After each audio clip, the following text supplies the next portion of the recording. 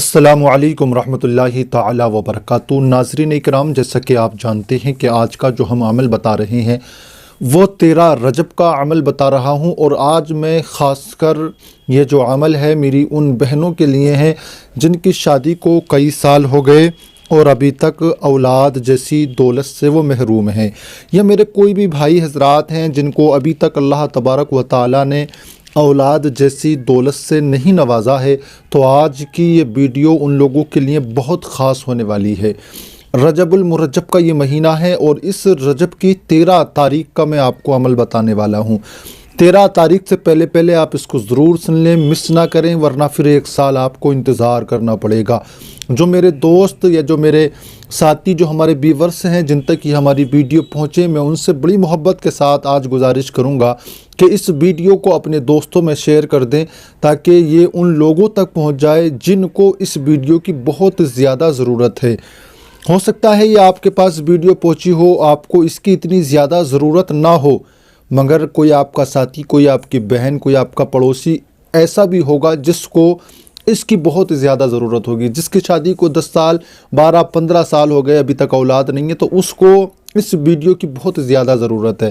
تو اس کو صدقہ جاریہ سمجھ کر آپ شیئر کریں، تاکہ اگر کسی مجبور کی مجبوری کا اگر سہارا ہم بن رہے ہیں تو یہ میرے اور آپ کے لیے بہت بڑی خوش نصیبی ہے، اور یہ میرے اور آپ کے لیے بہت اچھی بات ہے۔ تو آپ نیکی کا کام کر کے ایسے لوگوں تک اس ویڈیو کو ضرور شیئر کرنا، کیونکہ آپ جانتے ہیں کہ رجب المرجب کا جو مہینہ یہ ہے، اس کی 13 تاریخ کو سیدنا سرکار حضرت مولا علی کرم اللہ وجہ الکریم کی یوم پیدائش ہے۔ آپ دنیا میں تشریف لائے، اور حضرت مولا علی وہ ذات ہے، اگر صحابہ میں دیکھیں تو صحابہ میں بھی حضرت مولا علی موجود ہیں، اگر ان کو 4 خلیفاؤں میں دیکھیں تو اس میں چوتھے خلیفہ حضرت مولا علی موجود ہیں، اگر 5 پنجتن پاک میں دیکھیں تو اس میں بھی مولا علی موجود ہیں۔ مولا علی وہ ہیں جو میرے آقا کے صحابی بھی ہیں، میرے آقا کے داماد بھی ہیں، اور پنجتن پاک میں شامل بھی ہیں۔ ان کا نام ایسا بابرکت نام ہے کہ میں اور آپ بلکہ ساری دنیا میں نہ جانے کتنے لوگ ایسے ہیں جو حضرت علی کرم اللہ وجہ الکریم کے نام سے دعائیں کرتے ہیں اور اپنا بیڑا پار کیا کرتے ہیں۔ دعا گو ہوں پروردگار مجھے بھی، آپ کو بھی، سب کو مولا حضرت علی کرم اللہ وجہ الکریم کے فیوز و برکات سے مالا مال فرمائے۔ دوستو، آج میں آپ کو 13 رجب یوم پیدائش مولا علی کرم اللہ وجہ الکریم کی ایک ایسا عمل لے کر کے حاضر ہوا ہوں کہ آپ نے چاند کی 13 تاریخ کو یہ عمل کرنا ہے۔ چاند کی 13 تاریخ کب ہوگی؟ آپ جانتے ہیں کہ چاند کی 13 تاریخ ہوتی ہے، رات جو 13 کی ہوتی ہے وہ 12 کی شام والی جو رات ہوتی ہے وہ 13 کی رات ہوتی ہے، اور جو صبح ہوتی ہے وہ 13 تاریخ ہوتی ہے، یعنی رات پہلے آتی ہے اور دن بعد میں آیا کرتا ہے۔ چاند کی جو تاریخ ہوتی ہے وہ مغرب کی اذان کے بعد، نماز کے بعد جب ہم چاند دیکھ لیا کرتے ہیں تو پہلی تاریخ ہو جایا کرتی ہے، تو پہلے رات آیا کرتی ہے، دن بعد میں آیا کرتا ہے، اسی لیے پہلے رات آئے گی بعد میں دن آئے گا۔ تو ہمیں یہ جو عمل کرنا ہے نا، یہ ہمیں 13 تاریخ کے دن میں کرنا ہے، 13 تاریخ کے دن میں یہ عمل کرنا ہے، ہمیں 12 کی رات میں نہیں کرنا ہے، 12 کی شام کو نہیں کرنا ہے، کیونکہ 13 رات آ جائے گی 12 کی شام کو، تو آپ نے 12 نہیں بلکہ 13ویں دن میں کرنا ہے۔ دن میں آپ کسی بھی وقت کر لیں، ایک وقت ایک بار آپ کو یہ عمل کرنا ہے، بس پورا مہینہ آپ کو کوئی عمل نہیں کرنا ہے، پورا سال آپ کو کوئی وظیفہ نہیں پڑھنا ہے، بس صرف 13 رجب ہی کو ایک یہ خاص عمل پڑھ لینا ہے۔ انشاءاللہ تعالیٰ اس کی برکت سے پروردگار آپ کو اولاد نرین عطا فرمائے گا۔ میں بھی دعا کرتا ہوں، آپ بھی خوب دعائیں کریں، پروردگار جو یہ ویڈیو دیکھ رہے ہیں ان کو نیک اولاد، صالح اولاد سے مالا مال فرما، ان کی گود میں بھی چاند سا بیٹا اور بیٹی عطا فرما۔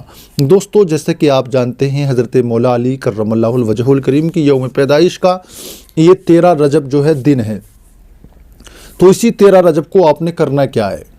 دیکھیں، اگر شوہر پڑھنا جانتا ہو تو یہ شوہر کر لے، بیوی پڑھنا جانتی ہو تو یہ بیوی کر لے۔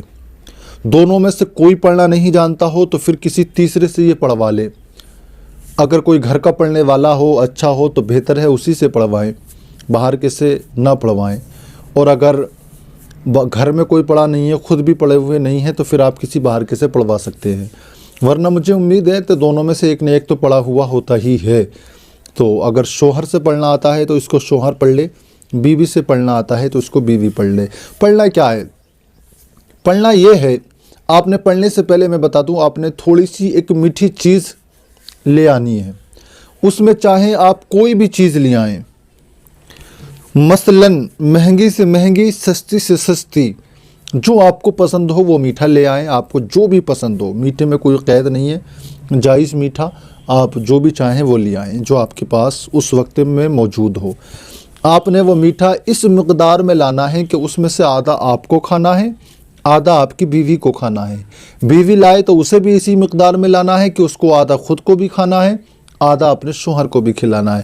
بالکل بچنا بھی نہیں ہے اور اتنا کم بھی نہ ہو کہ ہم اسے کھائیں اور ہماری داڑھوں پہ ہی وہ چپک کے رہ جائے، یعنی تو اتنا زیادہ بھی، تھوڑا زیادہ بھی ہو۔ مثلاً اگر برفی ہی ہو تو کم سے کم 2 پیس تو ہو، 4 ہو، تاکہ ہم 2 کھا لیں، ہے نا۔ تو اس طریقے سے 2-4 پیس آپ کسی بھی میٹھے کے لے لیں۔ اور لینے کے بعد میں آپ نے چاہے 13 تاریخ کی نماز فجر کی بات کر لیں، نماز ظہر کی بات کر لیں، نماز عصر کی بات کر لیں، نماز مغرب کی بات کر لیں۔ نماز مغرب کے بعد نہیں، نماز مغرب سے پہلے کر لیں۔ نماز عصر سے لے کر مغرب کی اذان سے 10 منٹ پہلے تک آپ اس عمل کو ضرور کر لیں۔ اور آپ نے کرنا کیا ہے؟